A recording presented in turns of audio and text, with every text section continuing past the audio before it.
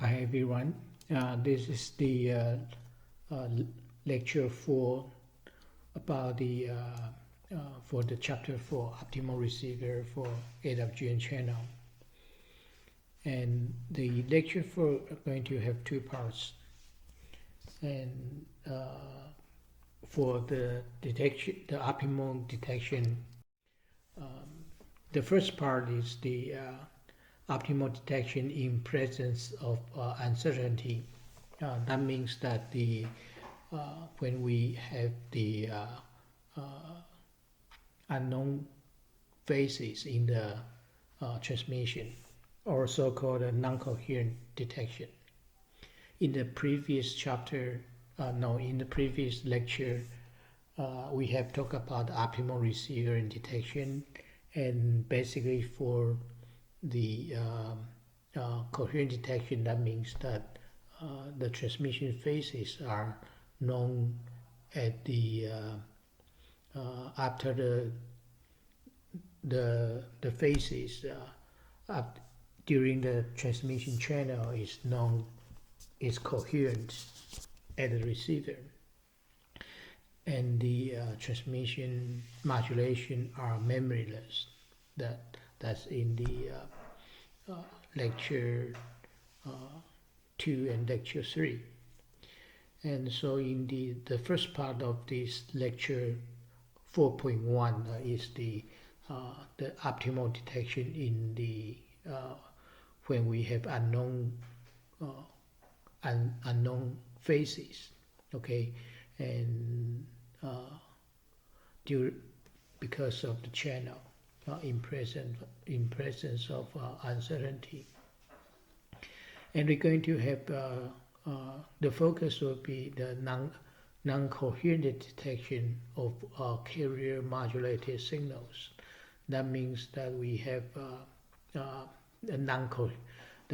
coherent and non-coherence means that the phases, I mean the phases at during the channel, the phase change due to during the channel during the transmission in the channel is unknown at the receiver, is incoherent, and we're going to use the carrier modulated signals as an example. Okay, and so the first we're going to discuss the reason. Okay, the reason why we have a non-coherent detection and how the problem is produced, and then we will discuss the how to design MAP detector or the optimal detector in these kinds of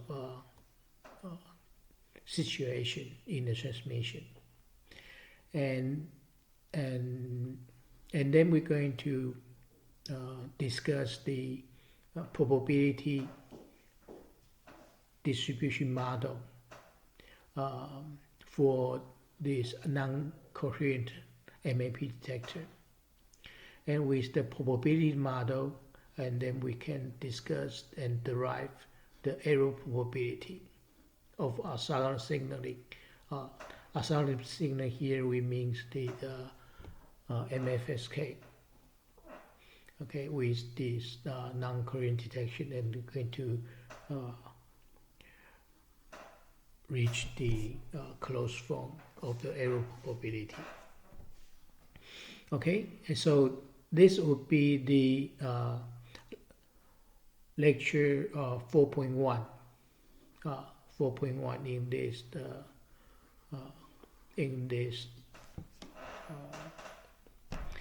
in this lecture, and the second part of lecture 4 will be lecture 4.2, and we're going to have another video on lecture 4.2. Lecture 4.2 will be the detection of signaling with memory. That means that we have the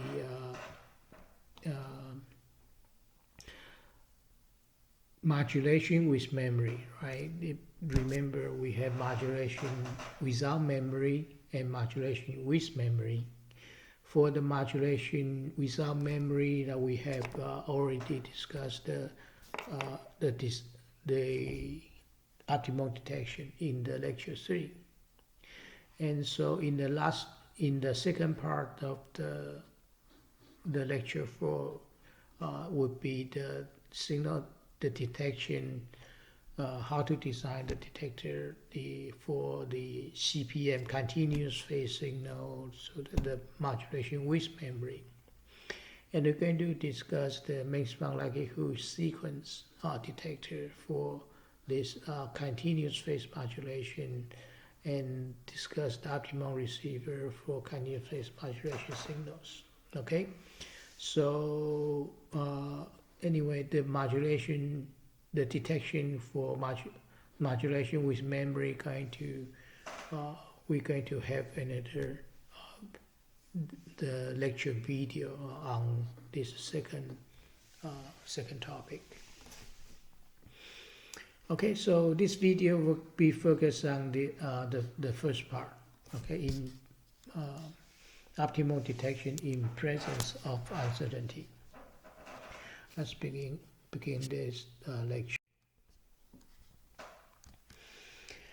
Okay, let's discuss let's talk about what do we mean by non-coherent detection. Okay, non-coherent detection. We know there is, in a communication system, there is transmitter and there is receiver, right? And in general, the transmitter has its own phase lock, the visual voice controlled oscillator to generate the carrier, right? And the carrier signal, the cosine carrier signal, right?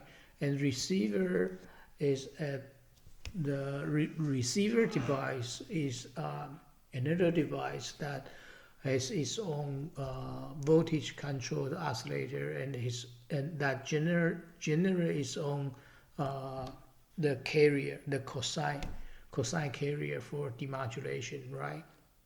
Although they are the same carrier frequency, right? The transmitter and receiver have the same carrier frequency, right? That's assumed that their carrier frequency FC at the transmitter for modulation and the carrier frequency FC for demodulation are accurate, exactly the same, right? But they are not synchronized in phase, right? They are not synchronized in phase, okay? And so they don't know, because they are not generated by the same the voltage controlled oscillator, not the same VCO.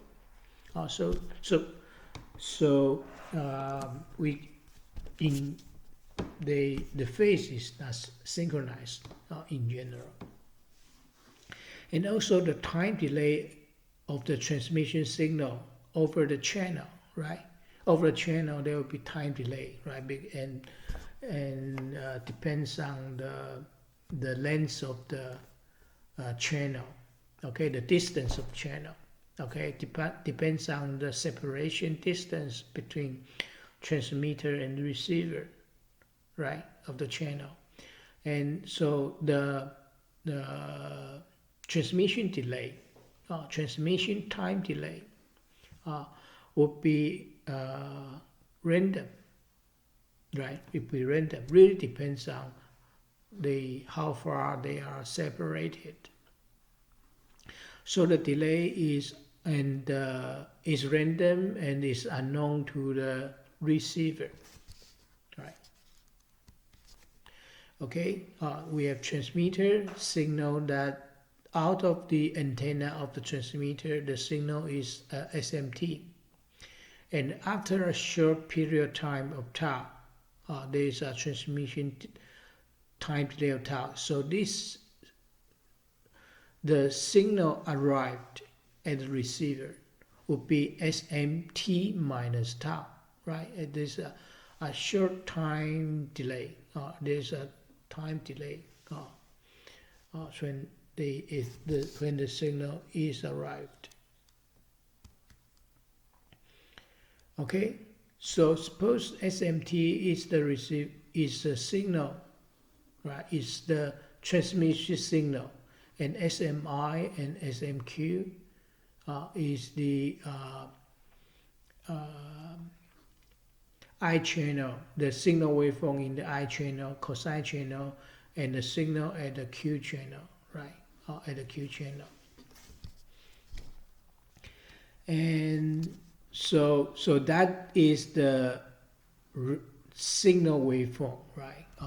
Whatever the signal is transmitted is a real value, the oscillation signals.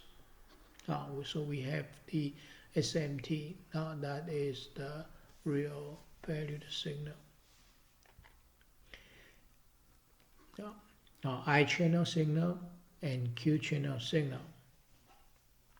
And this I channel signal and Q channel signal that we have, we can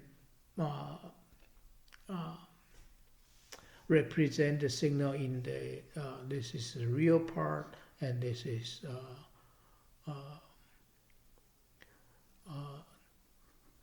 the imaginary part. Okay, and so this signal we can also express it as this complex representation, right? This as the low pass version of the signal that contains the real part and the imaginary part of the complex envelope of the signal, right? And over the carrier, right?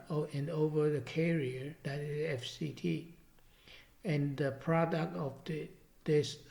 So this complex representation of signal, if we take the real part of this complex representation signal, would be exactly what happens in the transmission. Is the real part of this complex representation. Okay, this is the complex representation.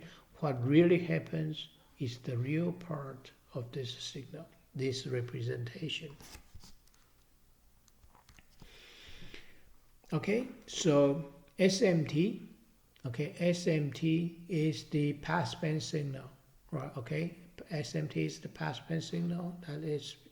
That is what is transmitted. SMLT is the low pass signal, is the complex representation. Okay, and this is, so SMLT, this low pass signal or the passband signal, is complex.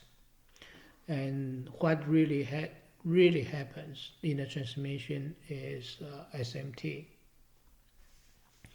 Okay, now we have SMT is transmitted, then the signal received. Okay, the signal received would be a delayed version, right? The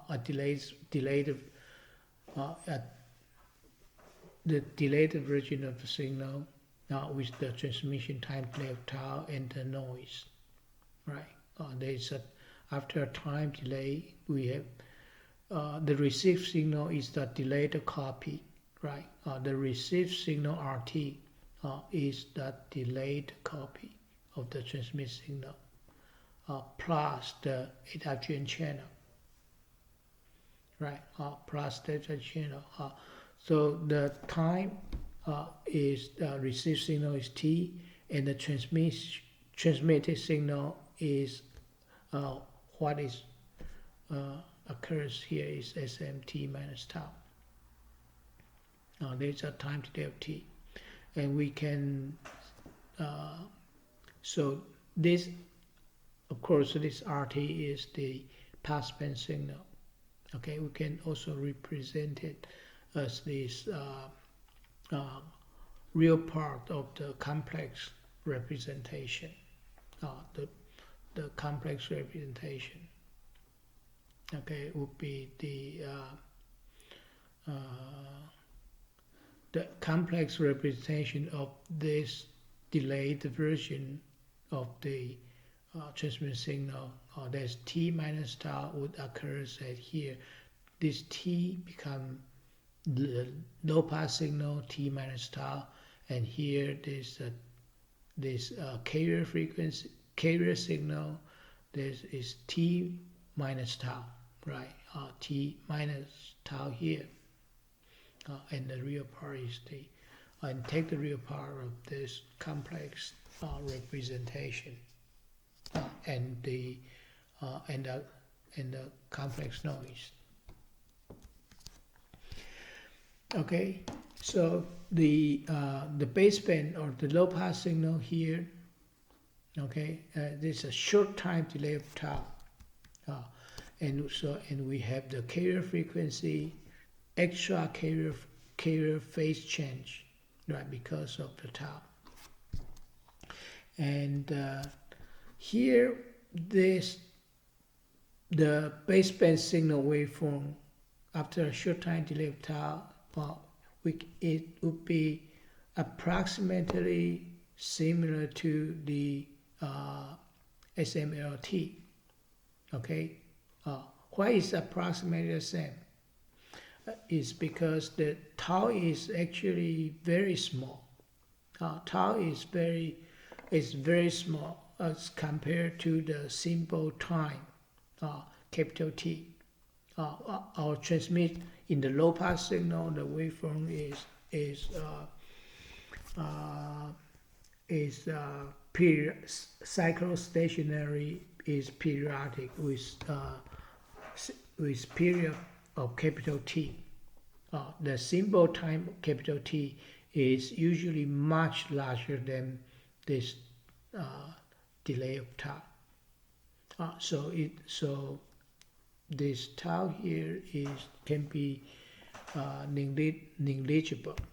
So it's about the same. And here there's a random phase here, right? There's a random phase here, a tau, 2 pi fc tau. Okay, and this 2 pi fc tau that represent an unknown random phase. Okay, unknown random phase. Of course, we can denote this phase as a phase of phi. Okay, phase of phi, and this phase phi here comes from this random delay tau. Okay, and this random delay tau is changing very fast. Okay, changing very fast. Why is changing very fast? Because we have high frequency. We have high frequency carrier frequency here. Okay, high carrier frequency here. If this carrier frequency is, for example, if this carrier frequency is as high as 1 gigahertz, this carrier frequency is as high as 1 gigahertz, then this, what does that mean? Then that means that the carrier frequency has the wavelength of 30 centimeter, right? For 1 gigahertz carrier frequency, the lambda, the wavelength, is 30 centimeter. That means that this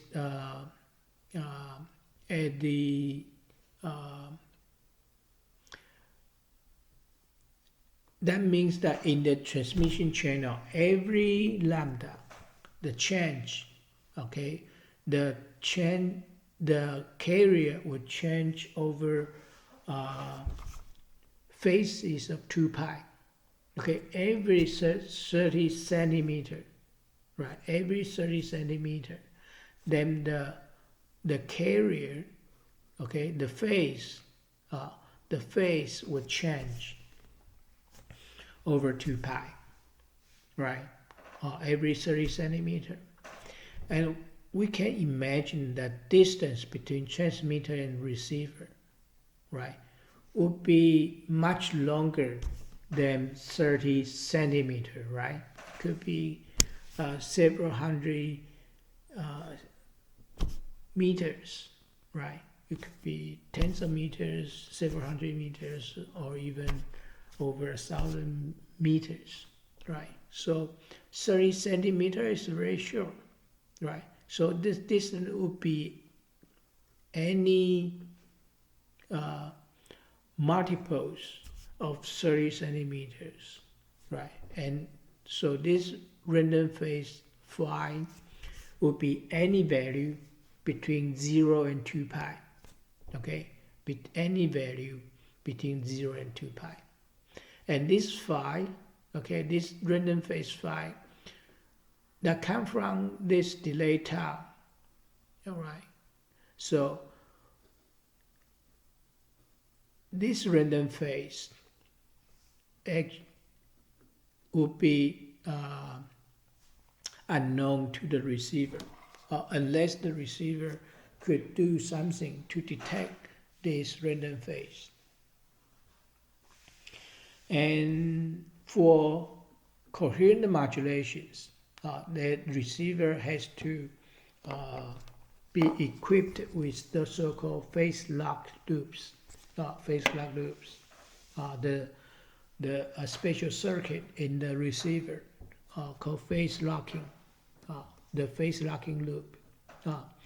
The phase lock loop will be able to detect this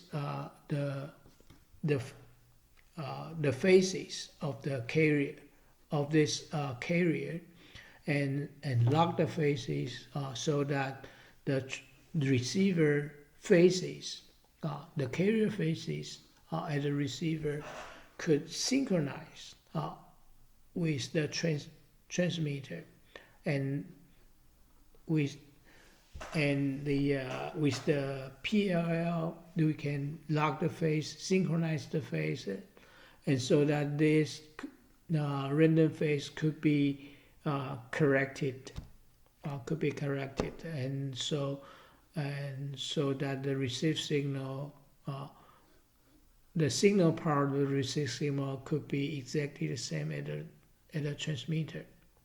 Okay, the difference would be only noise. That would be need the help of the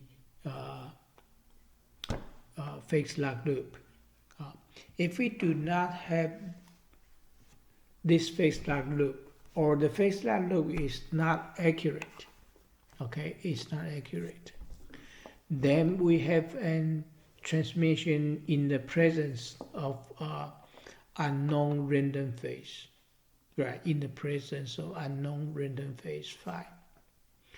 And so that would be the problem, and that would be the source. Okay, the source problem, how of this non-coherent detection. Okay, how the non-coherent detection. So let's look at this. What happened? How this phase, this unknown phase, affects the transmission. The signal received at the receiver. Okay, the signal received at the receiver. Actually, we call that in the open air. We call it R prime T, R prime T. And the signal after the receiver, when the signal arrives at the receiver, it would has to go through bandpass filter that is located in the transmission bandwidth. Okay, the transmission band of the channel, and then we have RT, receive the signal. That is this received signal, and it's a bandpass signal. And this passband signal, and then with the receiver, the first thing that the receiver is to remove the carrier, right? Remove the carrier, and suppose the receiver knows the carrier frequency FC, so that and try to down convert the passband signal to the baseband signal or the low pass signal, this RLT, the low pass signal of the received signal, right? And then we have then we can have the low pass signal RLT, and so and this is the complex representation of the down converter signal. And what really happens is this: we have R prime T goes through band pass filter, then we have the passband RT, and then passband RT we could find the real part and the imaginary part of the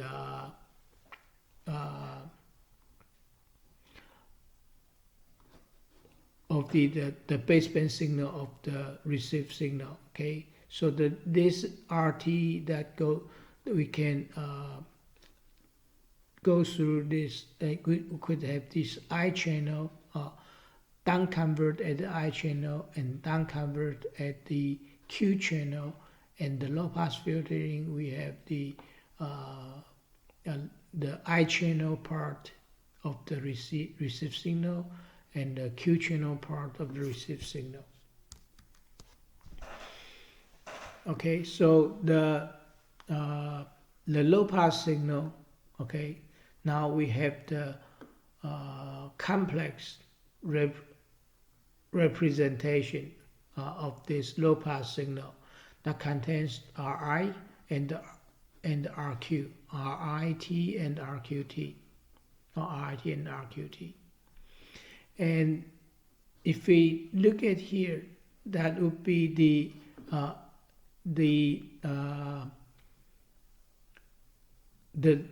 baseband of the transmit signal and the random phase, right? Plus the noise, right? So this random phase here, this random phase phi, right?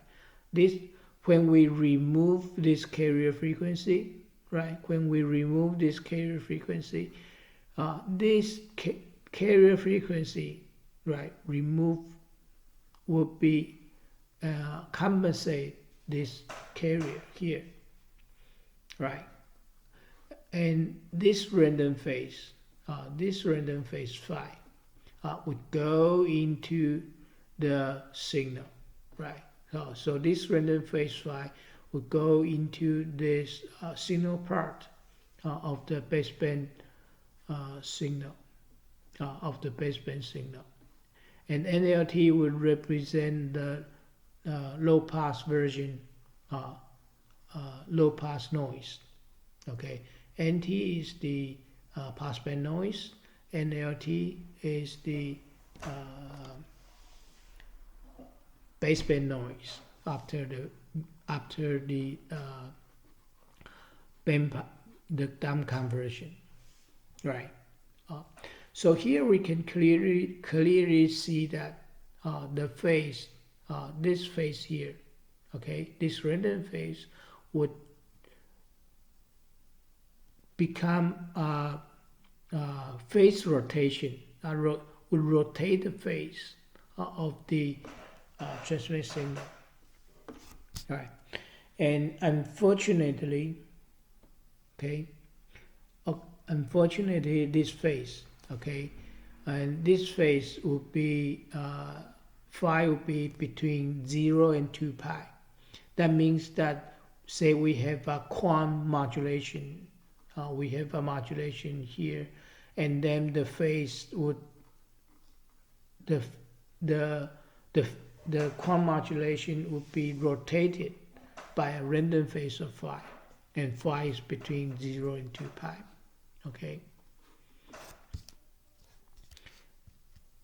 And the noise part, okay, let's have this noise part, and this low pass noise, low pass noise that contains the again the NIT and NQT. NIT is the noise. NIT will be noise to the I channel signal, and NQT represent the noise to the Q channel signal.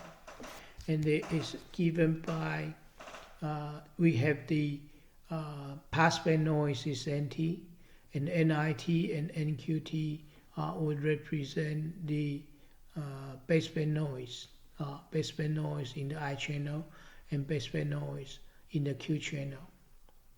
And baseband noise in the I channel and Q channel together, we have the complex representation of the noise, that is NLT. NLT is the complex envelope of the noise. Okay, and so, and the passband noise is NT, and the projection onto the I channel is NIT, projection onto the Q channel is NQT. Okay, so that is our received signal model, right? The signal part and the noise part. Before we could analyze, before we could analyze our received signal and have the MAP detector for this non-coherent detection, we have to know the model, the signal model for this random phase, and the signal model for this the noise, right? The noise is, again, the noise is Gaussian, is AWGN, right? And the noise is AWGN at the open air. However, this AWGN channel, right? The AWGN channel NT, right? In the air is NT, right? In the air is NT, and after the bandpass filter, and after the projection and the low pass filter, we have a different format of the noise. This NIT and NQT would be the noise we see after these filters at the receiver, right? NIT and NQT represent the noise after this filtering and the processing at the receiver, right? It would be different with the NT, right? It would be different with NT in the air. So let's discuss the model, the model of the noise. Let's understand the noise first here. Okay, the noise is NIT and NQT for the baseband noise. Okay, in the open air, that is the passband noise, as we said. Okay, the passband noise is NT. That is in the passband. And NIT and NQT would be the projection of NT onto the I channel, and projection, right, the projection of the noise onto Q channel. In the open air, right, the M prime T is AWGN. M prime T is AWGN, and say this AWGN noise is given with the power spectral density of N0/2 over all the frequency, right? That is what we know the AWGN noise, right? And this NT, okay, NT is the is a bandpass noise. Right, NT is bandpass noise after this bandpass filter. Right, NT is the noise we see in the transmission channel. In the transmission channel, and the transmission channel bandwidth is 2W. Right, the transmission channel bandwidth is 2W, and so this SNT, the power spectral density of NT would be just this island with height of n0/2. So this is the power spectral density of NT here. Okay, and so given this is the power spectral density of NT, and what would be the power spectral density of the baseband noise, NIT and the NQT, right? They certainly would be different with this SNF because as this NT would go through the signal processing and the filtering, then we have this baseband noise. Okay, so what would be the power spectral density of the baseband noise, right? That is what we have to know. So that we have the noise model, then we have, so we could have what happened to this, the noise model to the MAP detector here,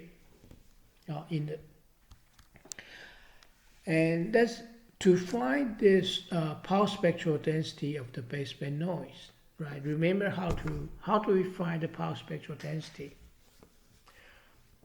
We need to always need to find the autocorrelation first, right? The autocorrelation of the baseband noise. Okay, let's have the autocorrelation function here by the definition, right?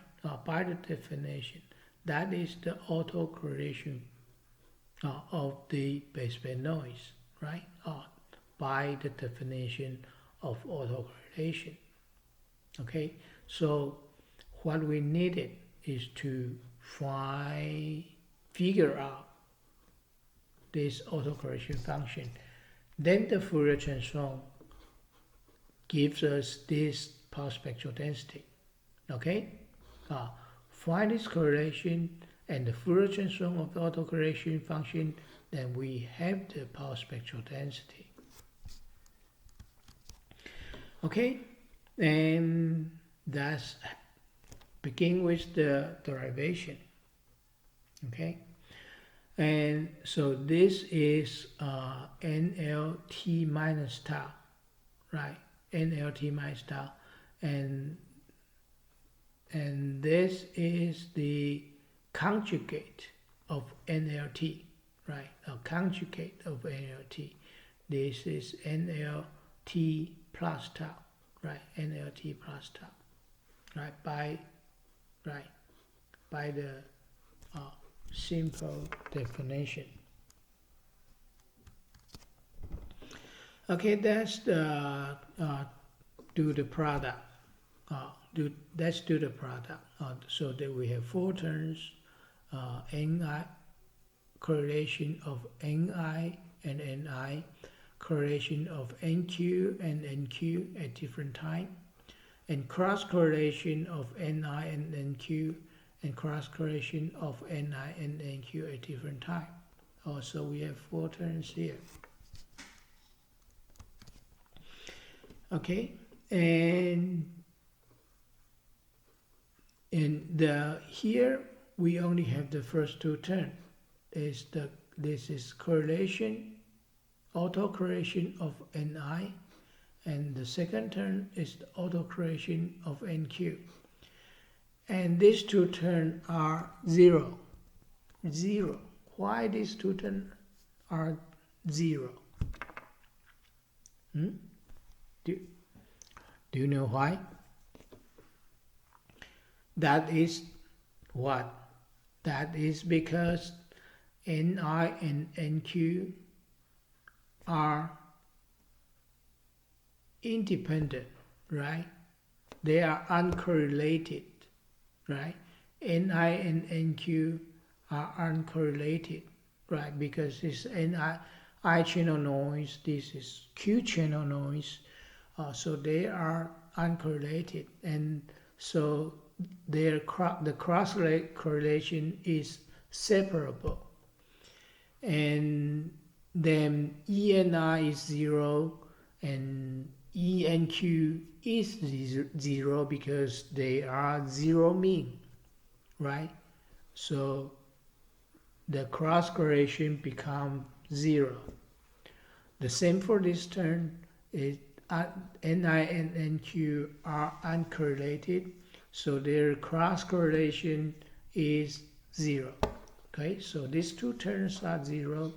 All we have is the autocorrelation of Ni plus the autocorrelation of Nq. Okay, so the Fourier transform of this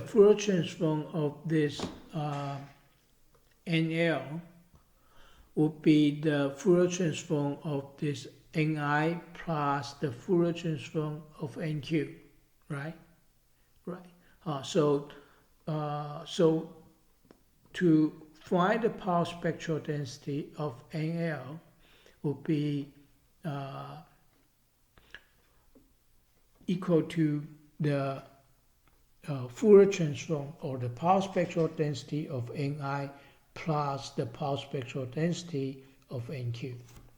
Okay, so let's find the power spectral density of Ni and the power spectral density of Nq separately, and then put them together. We have the power spectral density of NL. Okay. So let's find the power spectral density of Ni here. Okay, the power spectral density of Ni, as we said, the Ni is the Nt times 2 cosine 2 pi Ct, and then we have low pass filtering, right? So that is the relation of this passband noise and the projection, right? The projection onto NIT. The projection and the projection onto the I channel, then we have it is NIT, the low pass filtering. Okay, the low pass filtering. And so the autocorrelation of this NIT of Ni, that would be the correlation, right? Autocorrelation, the autocorrelation of NIT. Okay, autocorrelation of NIT. And know that here NT is real valued function, right? NT is real valued function, and NIT is real valued function. So the correlation, there's no conjugate here because these are real valued function. And so let's have Ni here, right? Ni here and Ni here. Okay, so we have these. So we have 4 nt plus tau and nt and cosine t plus tau and cosine t 2 pi Ct, right? So that would be the correlation, right? The whole correlation of NIT plus tau and NIT here. And then we have the low pass filtering. Okay, and here we have, if we do this cosine and cosine, right? Do the product of this cosine cosine, then we have the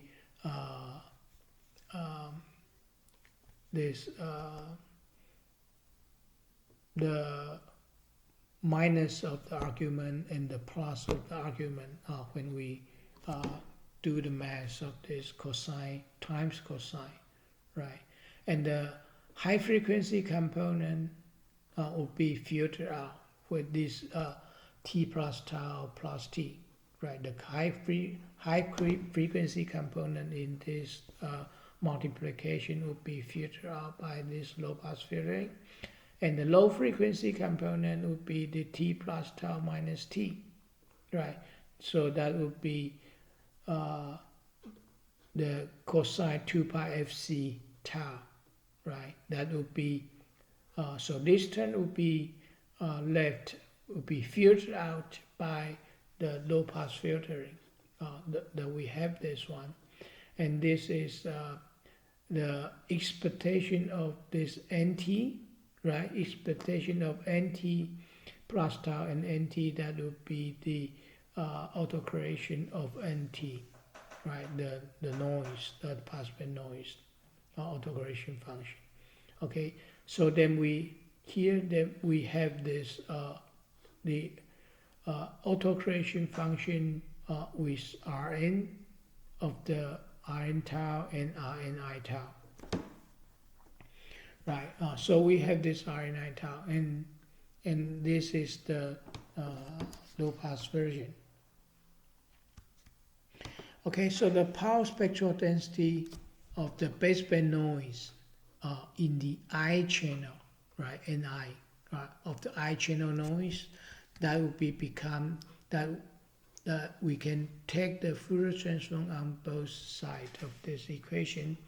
So then we have here we have the SNIF by taking the Fourier transform on the autocorrection function, right? And that would be the autocorrection function of the noise NT, and shift of, and with a shift because of the cosine. Okay, let's do the Fourier transform on tau, right? And then it will become a shift of the power spectral density SNF to plus and minus Fc, right? Plus and minus Fc, and that and then do the low pass filtering. Okay, let's take a look. Let's explain what happens here. Okay, SNF. Okay, SNF is SNF is, if you try to look at the previous page, the SNF is the bandpass noise in the high frequency, right? SNF is the bandpass the noise in the high frequency, in the carrier frequency Fc. And if we move this carrier frequency noise, right, to the left and to the right, right, to the left by the shift of the plus Fc and minus Fc, and they would overlap at the center, right? Overlap at the center with and the height at the center at the zero frequency in the low pass version would has the height of the N0, right? And the high frequency component would be of the plus. Their addition would be filtered out by this low pass filtering, right? So the power spectrum of the I channel noise, that would be the N0, right? Height of N0, and located in the low pass, in the low pass signal, right? In the low pass signal with width, okay, with width of W, or between plus and minus W, okay, the low pass power spectral density of NIF, right? FNI. So we have now we have the power spectral density of the I channel. And similarly, we could also obtain the baseband noise in the Q channel, again, this Q channel noise, similarly, right? Similarly, as by the same process, we can find this SNQ is also low pass power spectral density of height of N0, right, and the width of the of 2W. So we have SN NIF and SNQF. They are both band limited low pass signal with height of N0 and N0. And finally, the low pass signal, right? The low pass signal power spectral density would be the addition of the I channel and the Q channel of the baseband noise, right? These two together, right? Together, we have the low pass noise power spectral density, low pass density, and has the value of 2 and 0, okay, and the bandwidth of 2W. Okay, so this will become the power spectral density of the baseband noise, right? Okay, so remember here, so the height is 2 and 0, okay, and in the open air, the noise power spectral density is N0 over 2, half of N0. But after the filtering and the receiver, the noise power spectral density will be 2 and 0. Okay, so this would become our noise model. Okay, now that's with the noise model, let's have the detector. Okay, let's have the detector here. Now we suppose that we have the M different transmitted signal, right? M different transmitted signal. The low pass, the vector, right? The symbols, okay? The symbol, we have M different transmission symbol or M transmission orthogonal transmission signal, right? And each symbol in the baseband is a vector, okay? It's a vector. S1 is the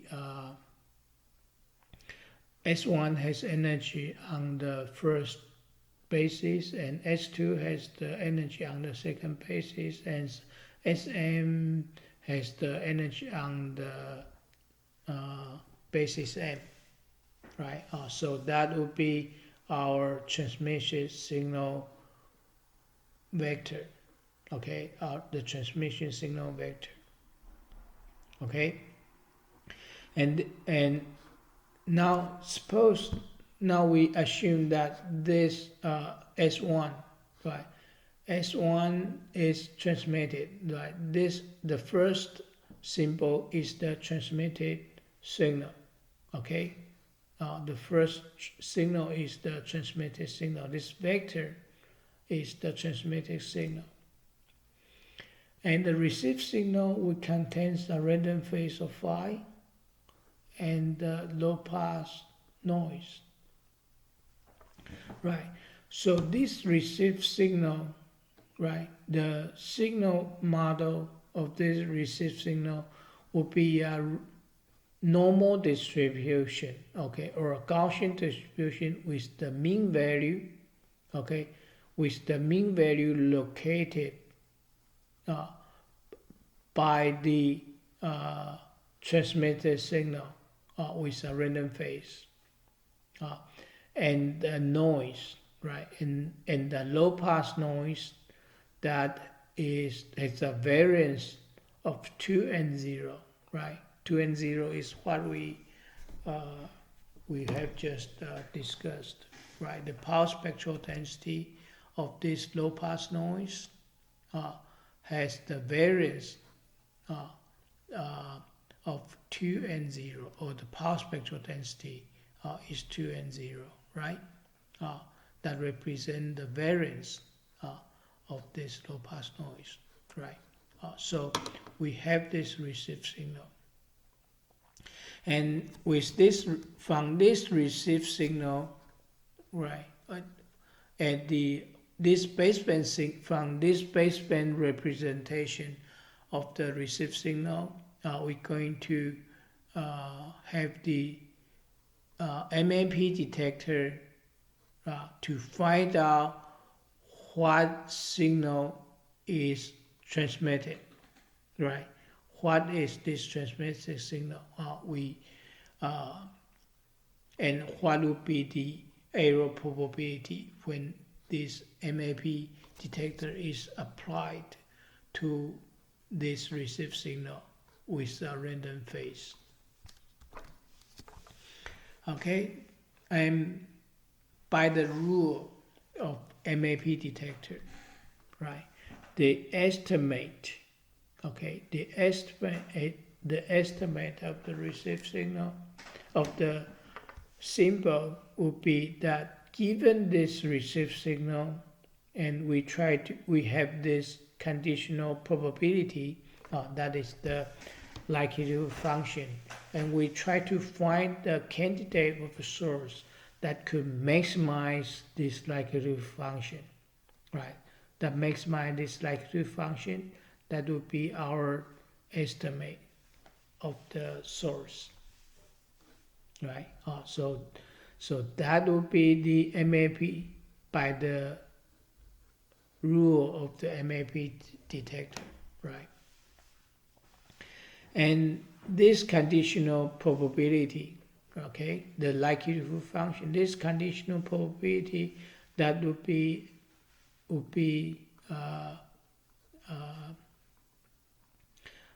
equivalent, would be equal to the PM times the conditional probability on SM, right? We can rewrite this conditional probability condition on received signal to the conditional probability, the conditions on the transmitted signal, right? With different transmit signal probability of PM, okay? PM is the prior probability of each symbol. Okay, and now here this received signal, right, contains a random phase of phi, right? So consider, now we give this phi probability model, and consider the least favorable case. That means the phi is purely random. Okay, phi is uniform distributed. Phi is uniform distributed, right? This phase of phi, this phase here, is uniform distributed over 2 and 0 and 2 pi. And the PDF is uniform, right? So phi is a uniform distributed random variable, right? Then we have no idea of what the value of phi, right? And phi could be anything, okay? Phi could be anything between 0 and 2 pi with same uniform probability. Okay, so this conditional probability, okay, this conditional probability, we could take the average over all possible phases, right? No matter what, given different phase of the given different phase of phi, okay, then we have the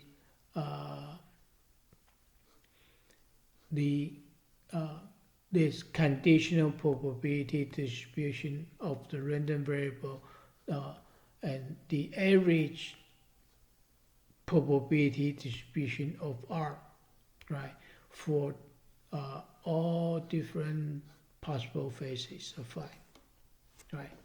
That's take the average, right, and no matter what, and there's for certain value of phi, then we have this distribution that the phi defines the mean value of the random variable of the received signal. Okay, so the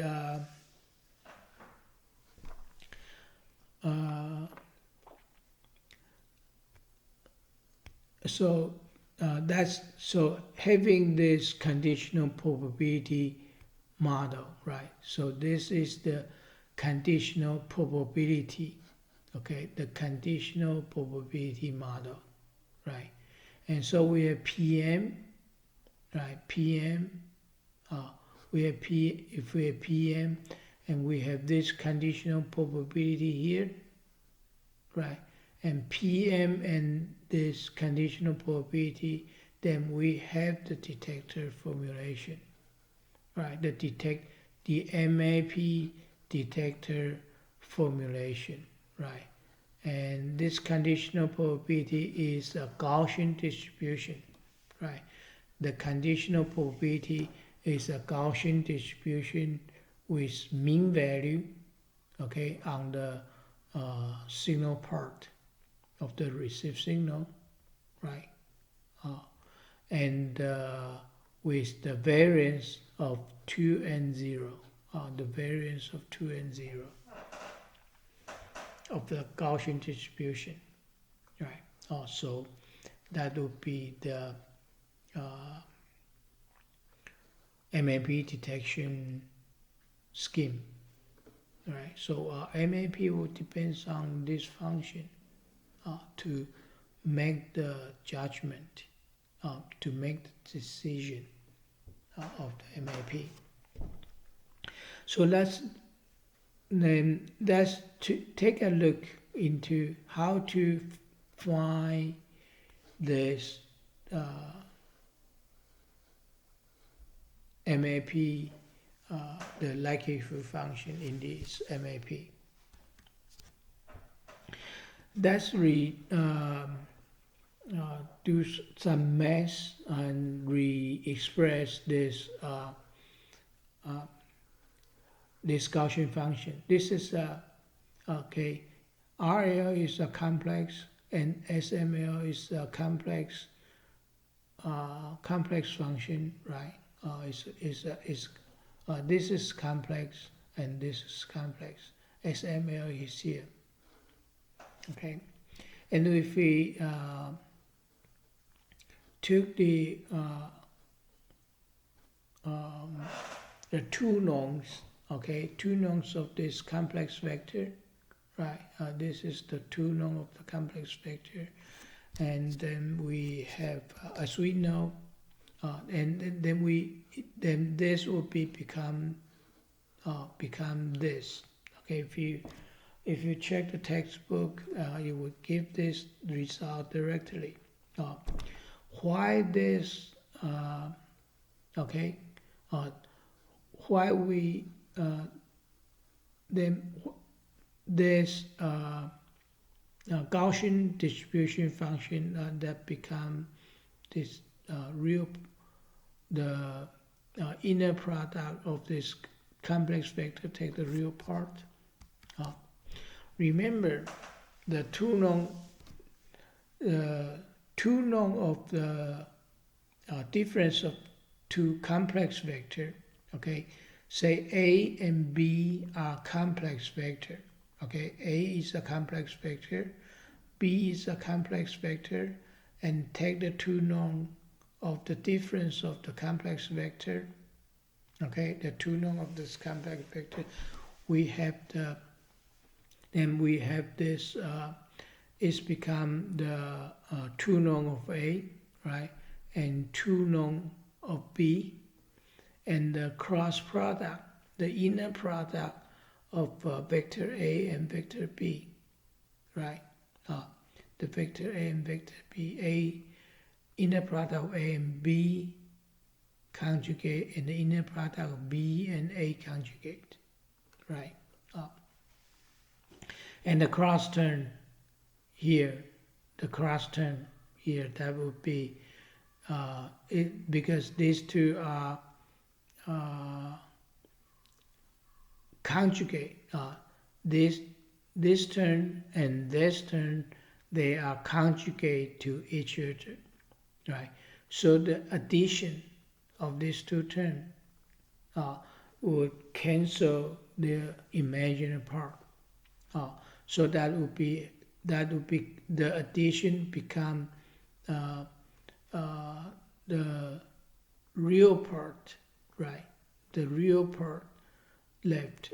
So that would be double the real part of this inner product. Okay, double the real part of this inner product. That is exactly why we see here the 2 norm of the difference of these two complex vector, right? The 2 norm of the difference of these two complex vector. That would have the real part. That is the 2 norm of the first part that we have ignored it, and the 2 norm of the second part that is here, right? The 2 norm of the second part, that is the 2 norm of S. That is 2Es here. That is the 2 norm of the S. That would be 2Es. Okay, 2Es. That would be this term here. And the cross term, okay, the cross term here would be here, -2 and the real part. And this -2 and this minus, that would become this plus term here, 1/2 and 0. And the real part of this inner product will be here, that this is vector A, right? The vector A inner product with the conjugate of vector B, right? The vector A conjugate the inner product with the vector B.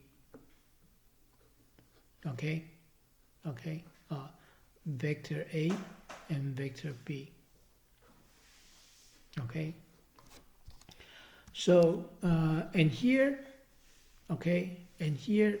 that's try to find what would be the real part. Okay, the real part of these two complex product.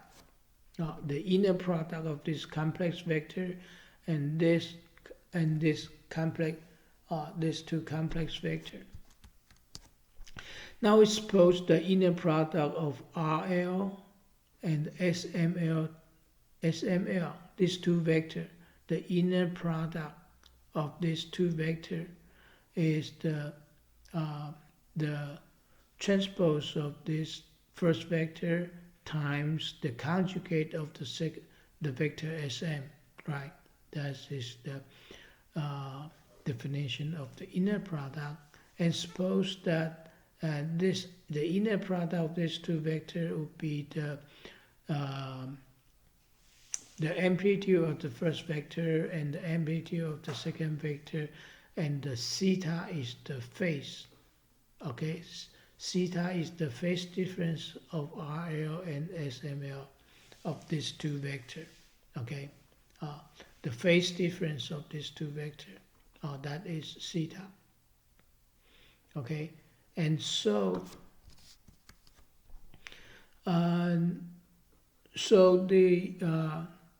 the inner product of these two these two vectors with phase theta, that would be the phase phi would be phase theta minus phi because of this conjugate, right? Theta minus phi. And take the real part of this complex, okay? Take the real part of this complex inner product, that would be the amplitude of the inner product, and the real part is the cosine theta minus phi, right? Theta minus phi. Okay, then we have this expression, right? Then we have this equation that represent the conditional probability. The conditional probability here. Okay, now let's try to figure out this. Try to figure out this complicated math of this conditional probability. We define this Bessel function of zero order, right? Say this is the Bessel function, right? That is the integral of exponential x cosine phi d phi. Then this is Bessel function I0x. Okay, define this. Find definite integral. Okay, from the calculus down. That's it. This definite integral is represented by I0x, the Bessel function. Okay, then this integral we have here, right? This integral we have here for the conditional probability, right? It can be, then this can be represented by this Bessel function I0, right? And so this, and this would be equal to, let's have this phi minus theta as phi prime, right? As phi prime, right? And the full range of the phi 0 to pi is equivalent to phi prime from 0 to pi, right? And so this would be equivalent to this Bessel function of I0, right? This is, if we do, this would be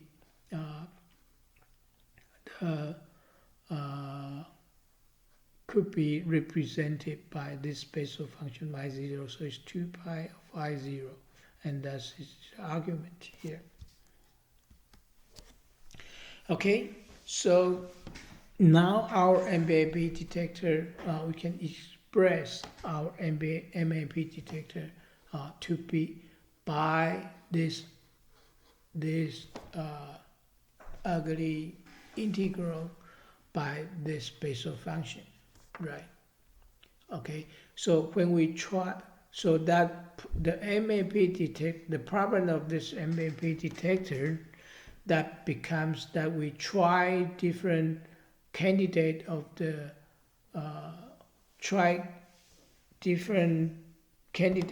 symbol here. This is the conditional probability, and see which symbol will maximize this whole thing. That would be our estimate of the source, right? And here, this whole thing, this conditional probability, the maximum of this whole thing is equivalent. We don't have to really every time calculate this because this I0, okay, this Bessel function is a monotonically increasing function, right?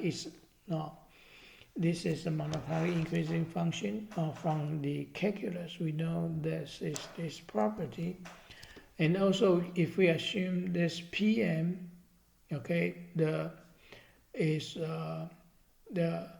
1 over n, that means that the source are equally probable, then this MAP detector would become we can just verify the argument of the Bessel function, right?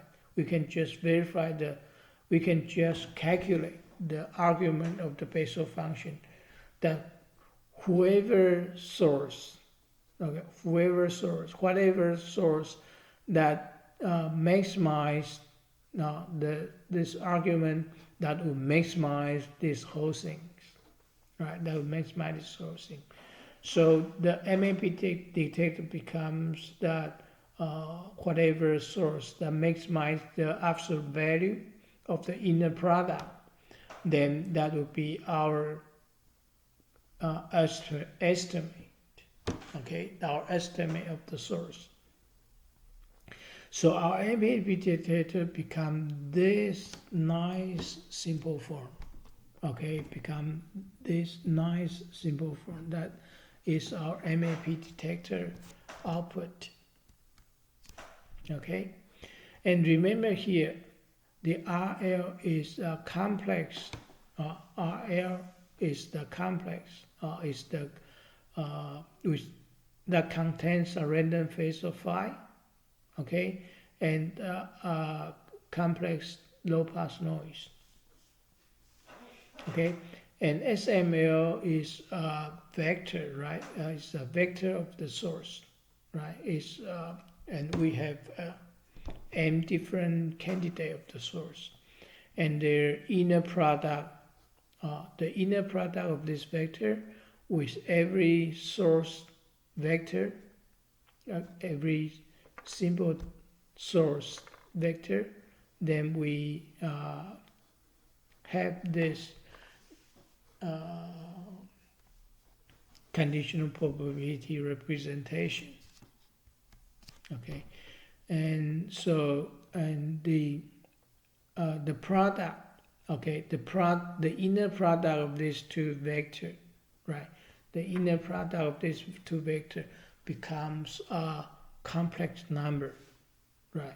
Becomes a number because it's inner product of these two vectors, complex vector, and that becomes a complex number, and the absolute value of this complex number, that is the square root of the real part and the imagined part of this complex number. Okay, RMI and RMQ represent the real part and imagined part of this complex number. All right. Okay, so here RMI represent the real part of this complex inner product. RMQ represent the imagined part of this inner product, right? And the absolute value, okay, absolute value that represent the absolute value of this this complex number, okay, that is the IMI square plus IMQ square, and take the square root. All right, okay, so so this final result that gives us the design of the MAP detector. MAP detector for the this non-coherent detection. Okay, that is the energy that contains only energy. Okay, and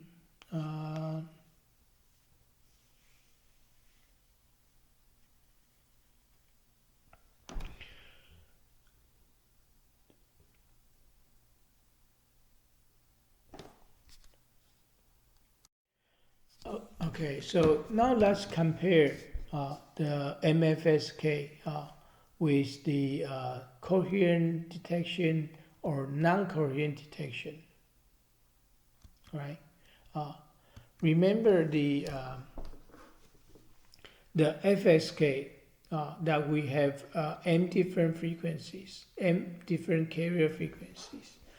We can do the detection coherently, right? Coherently. That means that we know we do not have the unknown phase, right? The carrier frequency and the are synchronized in phase. Then we have the coherent detection. So we have projection onto each carrier frequency F1, F2, and Fm with the correlation receiver, right? And then we have R1, R2, and Rm. These are based on the correlation receiver. This correlation receiver has the synchronized, synchronized the phase now, and there's no unknown phase here. And then we have R1 to Rm. Then whatever Rm is the maximum, okay, whichever Rm is the maximum, then we have the estimate, the RL, the vector RL.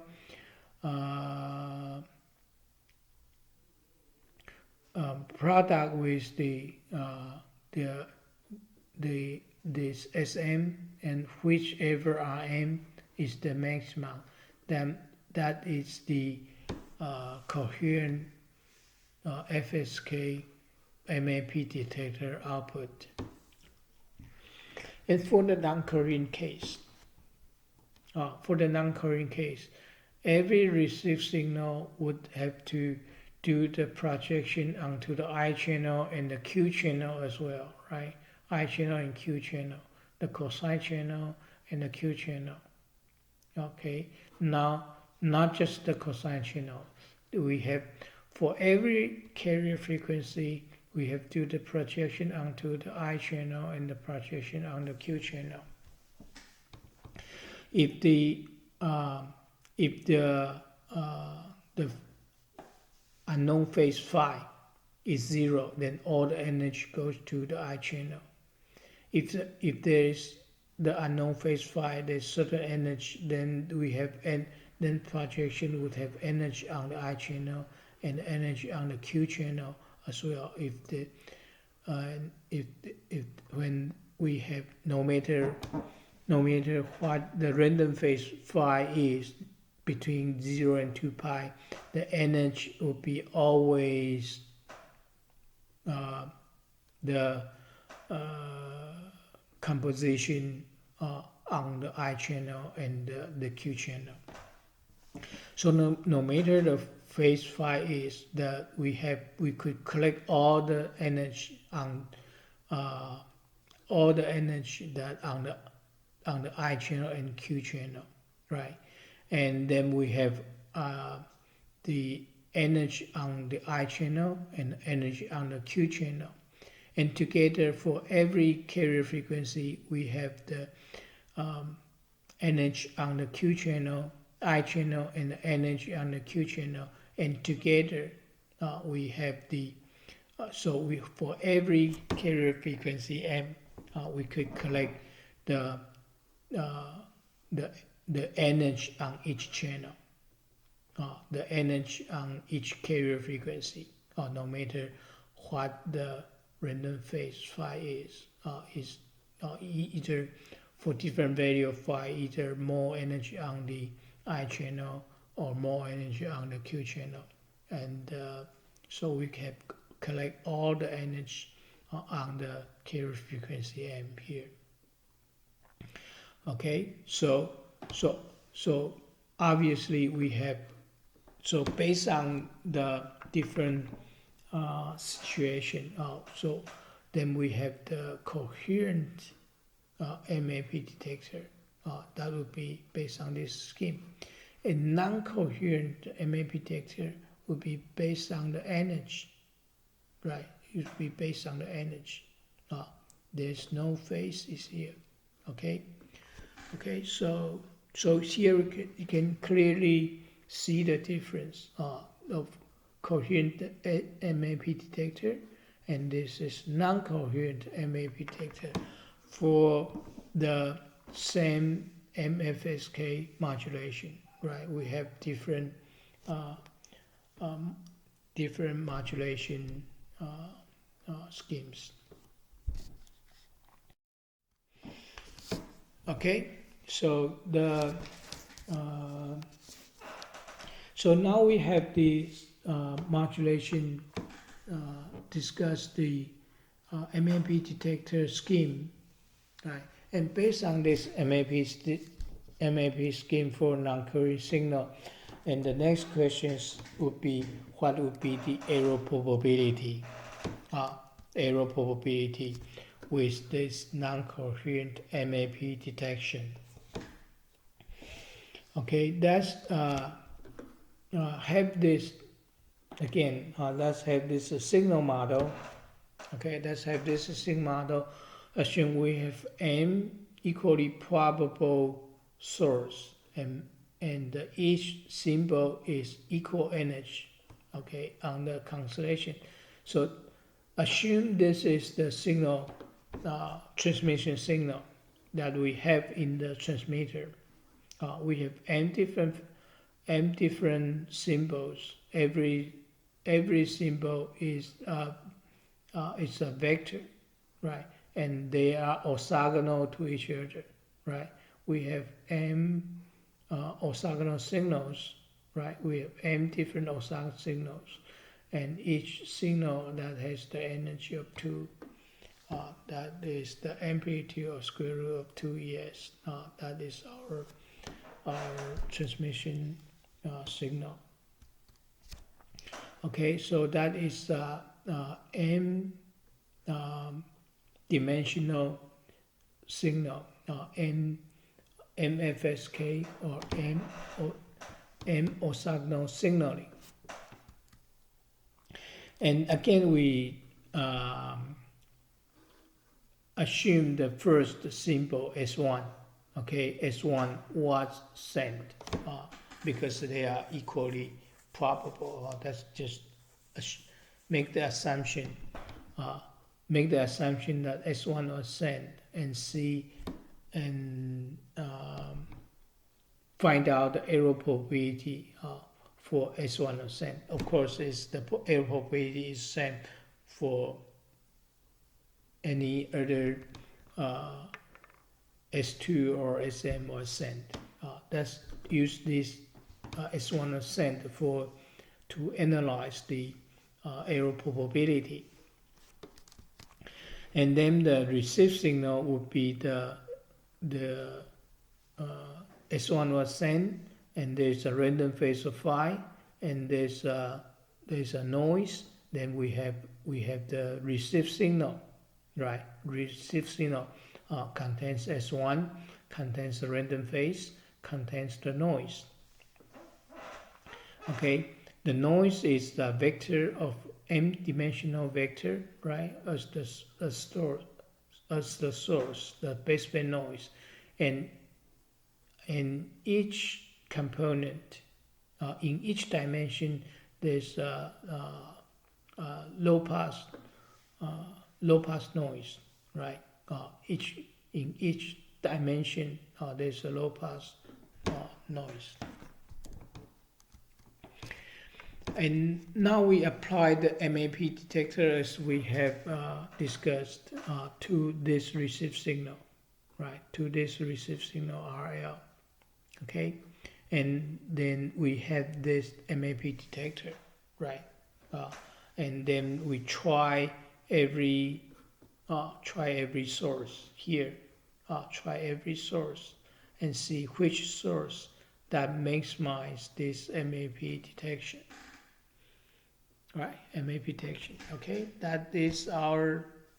So we have the transmitted signal model, we have the received signal, and then we have this MAP detector, right? For non-coherent detection, of this received signal, And then, so the question we ask here, okay, we have this MAP detector, we have, and this is the RM, that this capital RM represent this value, right? The real part, and the imagined part of this complex number, and this is RM. And so we will ask what would be the performance, what would be the error probability if this MAP detector is applied. We want to find the error probability.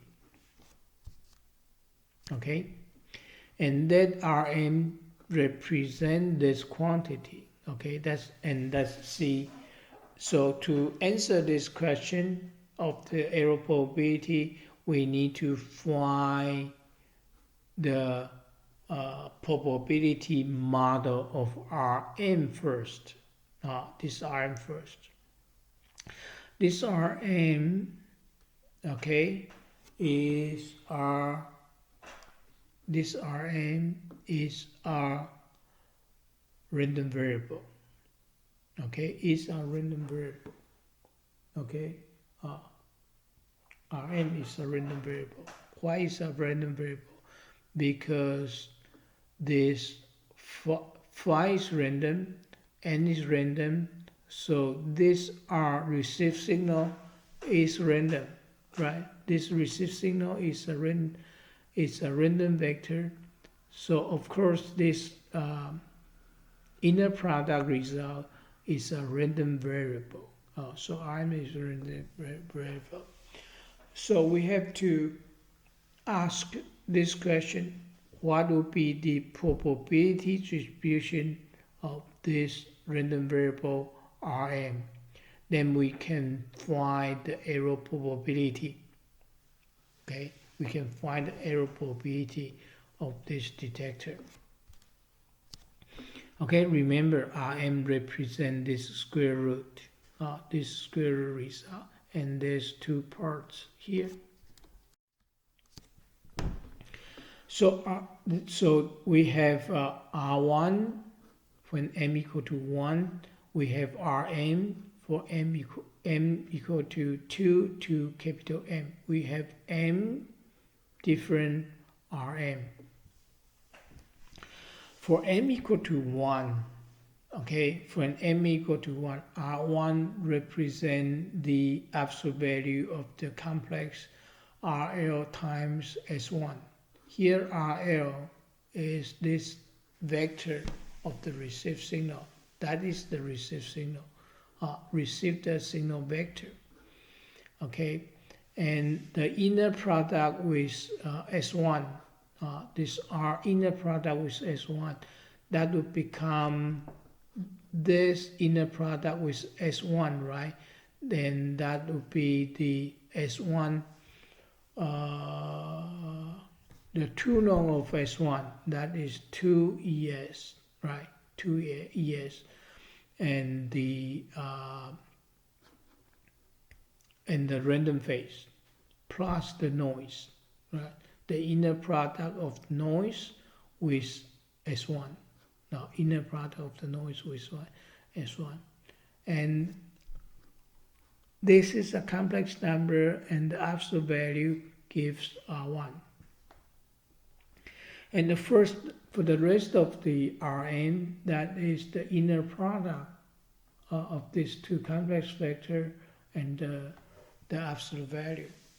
And because RL has energy on the first component only, right? So the inner product with other SM, that will contain noise only. Okay, that contains noise only, right? Contains noise only with each SM. Okay, that would be the Rm. So for m equal to 1, okay, the real part and imagined part of this R1, right? The real part of this R1 is a Gaussian distribution with mean value on 2es cosine phi, right? And the variance, right? The variance would be 2es is 2es n0, 2es n0, because this NL is the real part, Ri, the variance is n0, and times this 2es, right? And the same for the imagined part. Okay, the imagined part is the imagined part is this with mean value of 2es sine phi. Okay, and the same, and similarly the variance of noise is 2es n0. For m equal to for the rest of m from 2 to capital M, for the rest of m, they are just the noise only, right? They will be just noise only. So it will be zero mean, okay? It will be zero mean, and the variance of 2es n0, okay? The zero mean and with variance of 2es n0. Okay, so now we have this noise model for R1 and for the rest of Rm. And for R1 here, this is the non-zero mean Gaussian distribution for the real and imagined part, right? It's a non-zero mean Gaussian in the real part, and the non-zero Gaussian distribution on the imagined part. So together R1 is a Ricine distribution with mean value of 2es, right? Ricine distribution with mean value s equal to 2es and the variance of 2es n0. And for the rest of the Rm, that the real part and imagined part are zero mean Gaussian distribution, right? For the Rm is complex, and the real part is zero mean Gaussian distribution, and the imagined part is zero mean Gaussian distribution. So Rm is the absolute value, right? Absolute value of the Gaussian distribution function random variable. So Rm is Rayleigh distributed with zero mean, with mean value s is 0 and the variance of 2es n0. So we have the probability model for R1 is Ricine, and probability model for Rm is Rayleigh. Okay, so R1 is the Ricine distribution, right, with non-zero mean value. Okay, and Rm is Gaussian distribution. It's actually the same, but with the zero mean value. Okay, and here this just a review of the Ricine distribution. This is represented by this spatial function. Okay, so we have this review of the chapter 2. So this R1 is Ricine distribution with different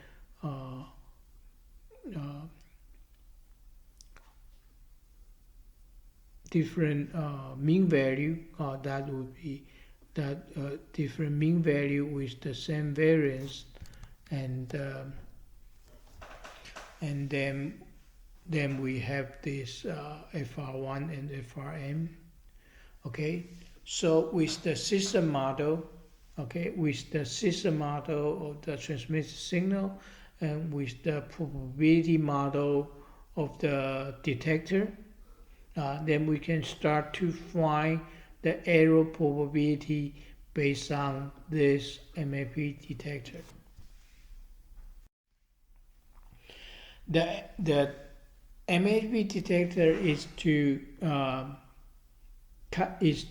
select from this R1 to Rm and see which one is has the maximum value from R1, R2 to Rm, right? That is our MAP detector. And the correct probability occurs, right? When do we have correct detection of the MAP detector? The correct detection occurs when we have S1 sent and the R1 is the largest among all the Rm. R1 is greater than R2, R1 is greater than R3, and R1 is greater than Rm. R1 is the largest quantity, right? R1 is the largest in the MAP detector, then we have a correct detection. Okay, so when this occurs, R1 is the largest. R1 is the largest, and then this joint probability, okay, this event occurs. All this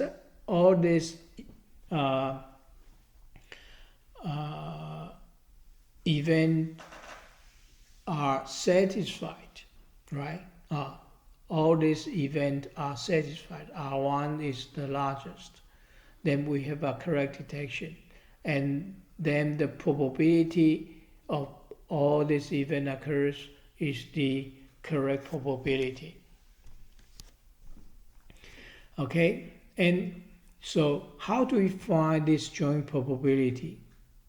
Okay, how do we find this joint probability? This joint probability occurs that no matter what this value of R1 is, the value of R1 could be between 0 and infinity, right? The R1 is the absolute value, right? So the value of R1 could be any value between 0 and infinity with the probability FR1, right? Any value of R1 between 0 and infinity with the associated probability FR1, right? And no matter what value of FR1 is, given certain value of FR1 from 0 to infinity, and this value of FR1 has to be greater than, this R1 has to be greater than R2, this R1 has, here we're missing an R here, R1 has to be greater than R3 and R1 has to be greater than R3 here. And given this value of R1, this has to be satisfied. And this conditional, and then, so this conditional probability will be the correct probability. And because all these events, they are n-1 event, they are independent, right? These are n-1 independent event. So the joint probability would be the probability of each event to the order of n-1. This joint probability would be separable, right? And they will be equally probable. So we have this separable probability. They are separable probability, and in each case we have different probability distribution of FR1, right? So the correct probability become finding this integral. Okay, so in here we already know what FR1 is, right? What is FR1 here? FR1 is our right-hand distribution, right? FR1 we already know. So let's try to find this probability that R1, the value of R1, the given value of R1 is greater than this random variable R2, right? The value of R1 is greater than this random variable R2. Remember here, R1 is the given value and R2 is a random variable. R2 is a Rayleigh distributed random variable, right? And this random variable is less than R1. Okay, so what is the probability that this Rayleigh distribution random variable R2 is less than R1? That would be this finite integral, right? FR2 is a Rayleigh distribution. Okay, the probability of this FR2 and the FR2 is between and R2 is between 0 and R1, right? When R2, the value of R2 is between 0 and R1, then R2 is less than R1, right? R2 less than R1, right? That is this integral. The probability of R2 less than R1 would be the range for R2 from 0 and less than R1, right? Would be this area, okay? Would be this area, okay? R2 less than R1, okay? And this is probability of R2, right? The Rayleigh distribution, right? So that would be Rayleigh distribution that between 0 and R1, okay? Let's do this by doing this integral, right? By doing this integral, then we can find out the this definite integral result. That would be this. We have a closed form calculation of this integral, right? Then we can have this result back to here, right? We can have this result back to here, then we have the correct probability, right? And so this is this is FR2. This is the Rayleigh distribution of FR2, and this finite integral would be the FR2 is Rayleigh distribution, and from 0 to R1, right? R2 from 0 to R1. So this area would be the probability of the that is that is R2 less than R1. Okay. And so we have this back to here, right? 1 minus x, okay, 1 minus x, 1 minus x to the order of n minus 1, okay? This is x. And with the binomial expansion of 1 minus x, then we have this binomial expression of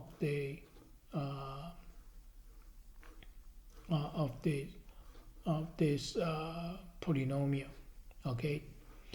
And here this is x. X is this exponent, exponential. Okay, so let's put this binomial distribution back to here. So this, then we can rewrite this correct probability, right? By this is the binomial distribution, that is the sigma, right? That is the sigma is the binomial distribution, x to the order of n, right? This is x to the order of n, that is here, and here this part, that is the FR1, right? This here is the FR1. It's a Ricean distribution, and then TR1.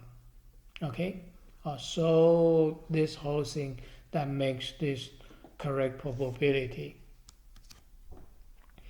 Okay, and here this is the correct. This is FR1, and we have the do the integral on dr1, and here we have also have we have r1 here, r1 with this FR1, and let's try to rearrange, put all the things, equation that contains r1, this r1 here, this r1 here, r1 here, to put them together.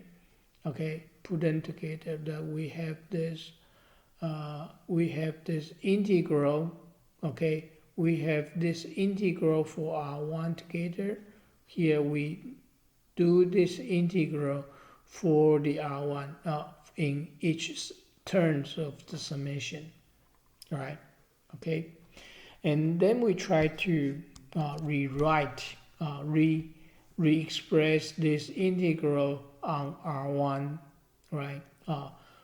Rewrite this integral on r1, so that we have try to make this integral.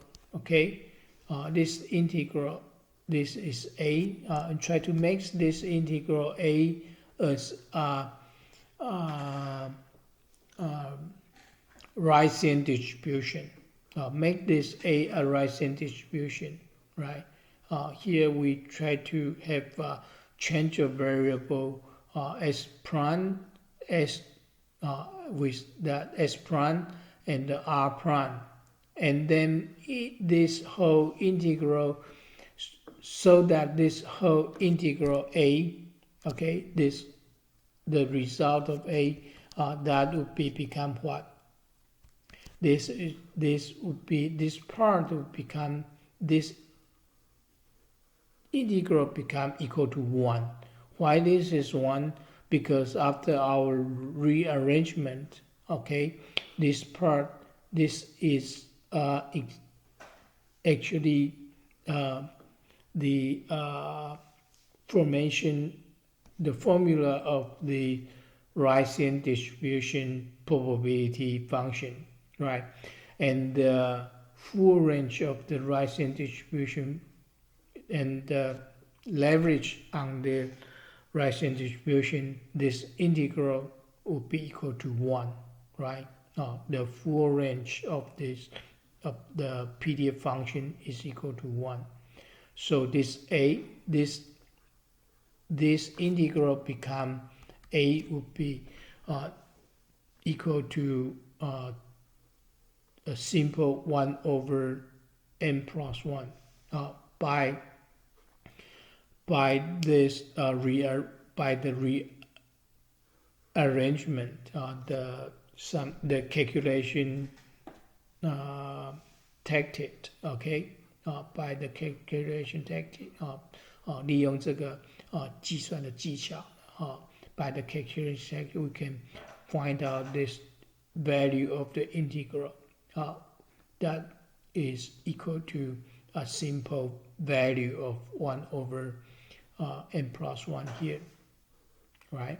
Okay, and then we have the so this part equal to 1 over n minus 1, and then this summation, okay, with this whole summation. Okay, so this correct probability that become this simple form is a summation of this of all these terms, the n terms summation here. Okay, here s equal to 2es and the variance equal to 2es and 0. Then in the result, and then we have this correct probability, the summation, and then the error probability would be what? The error probability would be 1 minus the error probability would be 1 minus correct probability, right? That makes this error probability. And 1 minus correct probability here. Okay, here when n equal to 0, okay, when n equal to 0, right? And when n equal to 0 here, and then this and the n is 1, right? So 1 minus correct probability would be just exactly the same here, but remove the n equal to 0. Okay, the term for n equal to 0 is 1, right? When n equal to 0 is 1, so we just remove the first term here. Okay, so that makes this error probability. Now that would be the summation of this whole thing from n equal to 1 to n minus 1. Okay, so finally we have this the expression of the correct probability for non-coherent MFSK. Okay, for non-coherent MFSK. Okay, so it maybe looks complicated for MFSK with different value of m here. Okay, and let's have a simple evaluation of, say, we have known this when m equal to 2. Okay, m equal to 2 is the non-coherent BFSK. Okay, for non-coherent BFSK, ES equal to EP.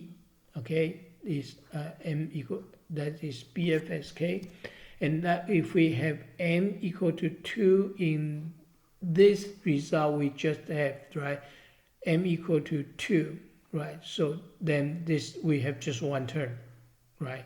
And from 1 to 1, because m is 2 here, right? M is 2 here, and n is 1. So it's 1 after 1. So this non-coherent detection become a simple exponential, right? N is 1 here, n is 1 here, so we have 1 over 2 exponential minus EB over 2 and 0. Okay, so that would be our non-coherent error probability for BFSK. If we compare with the coherent BFSK, the BFSK could have a non-coherent BFSK with coherent detection, coherent MAP detection, right? Remember we have the coherent MAP detection. We have non-coherent MAP detection for BFSK. Okay, the BFSK with coherent detection. Remember the error probability is this Q function, right? Is for coherent BFSK, and this coherent BFSK is bounded by, and the Chernoff bound of this Q function is 1 over 2, this exponent, right? This is the upper bound of this Q function, right? So here, if we compare this non-coherent, it's obvious, and the error probability of this coherent detection is upper bounded by the strength bound. It occurs that this strength bound is equal to the non-coherent error probability. What does this mean? That means that the coherent detection is always better than the non-coherent detection, right? The coherent detection error probability is smaller than the non-coherent detection. Okay, if we have this, have the computer to plot this figure, and this is the Q function. This is the Q function. The coherent detection, we have the error probability that follow this Q function, right? That follow this Q function, and this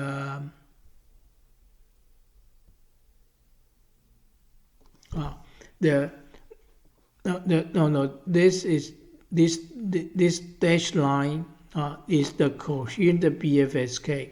Okay, the red, this dashed line is the coherent BFSK, and here this red solid line is the non-coherent BFSK. Okay, so the non-coherent detection has the worse error probability than coherent. Okay, the coherent BFSK detection is better than the non-coherent BFSK detection. Okay, however, the non-coherent detection that offers the capability that to detect the signal with unknown phases. Okay, with unknown phases. Although the error probability is not as good as the coherent detection. And this black line, this black curve error probability, and this one is for the BPSK. Okay, this is for BPSK. BPSK would give the even better error performance than coherent BFSK.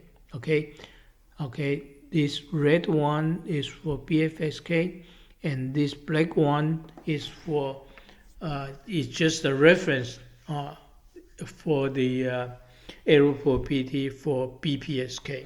Okay, this is for BPSK or QPSK, and this is coherent BFSK, and the worst one is the non-coherent BFSK. Okay, and although the non-coherent BFSK, the error performance is not the best, it's not so good, but however, it provides the